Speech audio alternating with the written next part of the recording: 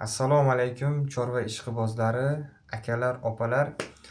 Mana bugun biz akamiz bitta savol beribdilar.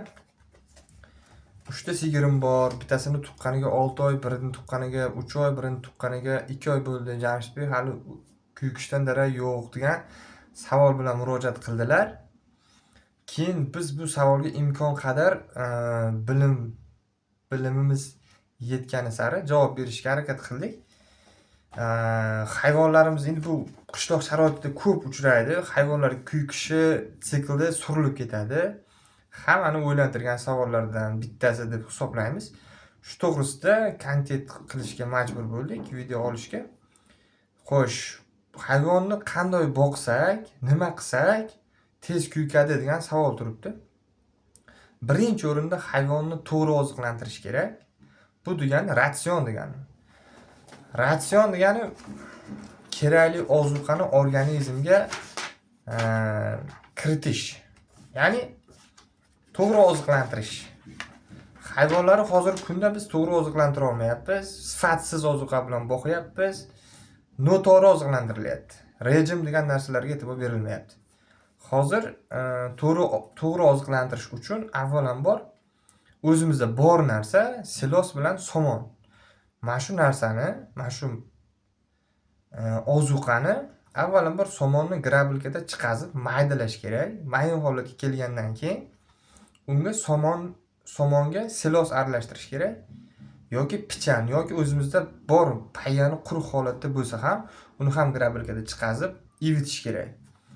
Ivigan ozuqani keyin endi yemga o'tamiz.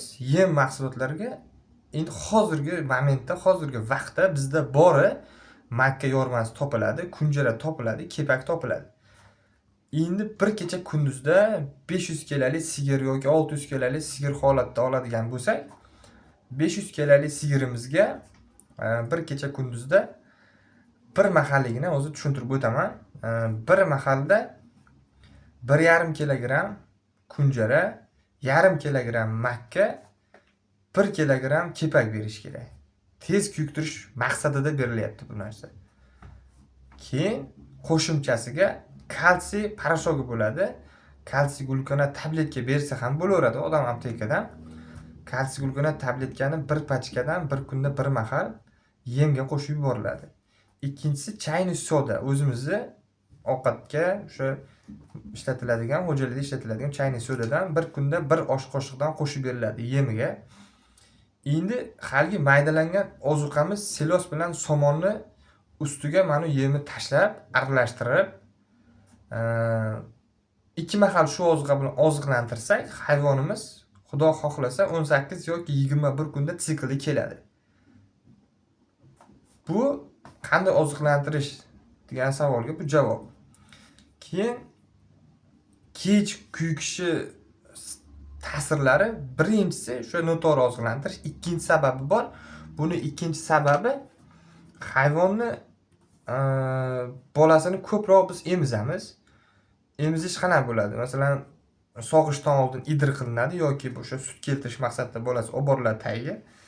Keyin sog'ib bo'lingandan keyin aksar holatlarda tagiga qo'yib yuboriladi. Yarim soat yoki 20 minut, eng qisqa vaqtda 5 minut emadi buzoq. Buzoq ochligini hisobiga ko'p emadi. Onasini yelinda umuman sut qoldirmaydi. Hayvon keyin ko'p emiziladi xullas. Keyin mol ozish kuzatiladi molda. Uchinchi sababi ko'p aslida-yu, biz aksariyat asosiy sabablarni oldik. Uchinchi sababi hayvonlar hozirgi vaqtda kam harakatligi, yurmasligi. Bizning tilda matsion deyiladi. Matsion qilinmasligi. Shu aksariyat 3 ta sababi bor. Shu sabablarni bartaraf qilamiz, hayvonlarimiz tez kuyikadi, tez urug'lantiriladi. Shunda biz vaqtdan yutamiz. Keyin buni ozuqani to'g'rilagandan keyin avtomatik doktorga, menga yoki kimgadir, qaysidir doktorga o'zingizni atrofis muhitdagi shu doktorga murojaat qilasiz. U doktor keladi, massaj qildirasiz mol bachadonini, tabiiy massaj qilinadi. Yeselin ukolidan qilinadi. Yeselin ukoli bachadonda follikula yetiltirishga yordam beradi. Mana shu ukol inyeksiya qilinadi, massaj qilinadi. Hayvonimiz mana shu ratsionda, mana shu holatda chiroyli boqiladi. Inshaalloh 18 yoki 21 kunda sikli kelib, avtomatik yukadi. Mana hozir aytib o'tdik. Mana shu sabablar qilinadi. Endi men doktorim yo'q, sharoitim yo'q degan odamlar uchun, doktor chaqira olmayman, vaqtim yo'q meni deydigan odamlar uchun o'zingiz ham yeselin ukolini olib kelib 3 kunda 1 marta yoki 1 haftada 1 marta 10 ml yonbosh qismiga, hayvonning yonbosh qismiga inyeksiya qilinadi. Shunda hayvonimiz kuyukishi tezlashadi. Faqat mana shu ratsionda boqilib, chiroyli qaraladi. Shu ratsionda boqqan odamlari 90% hayvoni urug'lantirildi, qochirildi. To'liq natijadan o'tgan narsa bu.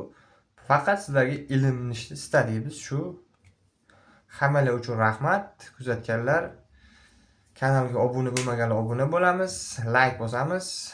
Yanada yaxshiroq videolar chiqarishimiz uchun sizlarning yordaminglar kerak. Hamma uchun rahmat. Hammaga.